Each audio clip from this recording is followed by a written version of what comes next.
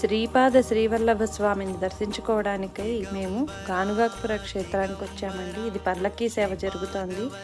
ఈ పల్లకీ సేవ జరుగుతున్నప్పుడు మానసిక పరిస్థితి బాగోలేని వాళ్ళు, గాలి పట్టిన వాళ్ళు ఇలాంటి చేష్టలు చేస్తూ అరుస్తూ గోల చేస్తూ ఉంటారు. కానీ పక్కన కూర్చునే భక్తుల్ని ఎవరు కూడా వాళ్ళు ఎటువంటి ఇబ్బంది కలిగించరన్నమాట. ఈ యొక్క క్షేత్ర మహిమ ఏంటంటే, మతిస్థిమితం బాగోలేని వాళ్ళు, గాలి ధూళి పట్టి ఇబ్బంది పడుతున్న వాళ్ళని ఇక్కడికి తీసుకొచ్చి స్వామివారి సన్నిధిలో నిద్ర చేయిస్తే వాళ్ళకి తప్పకుండా నయం అవుతుందని అందరూ నమ్ముతారు. ఈ క్షేత్ర మహిమ అని చెప్పుకుంటారండి. ఎటువంటి బాధలు కష్టాలు ఉన్నా ఆ స్వామివారి దర్శనం చేసుకుంటే చాలండి.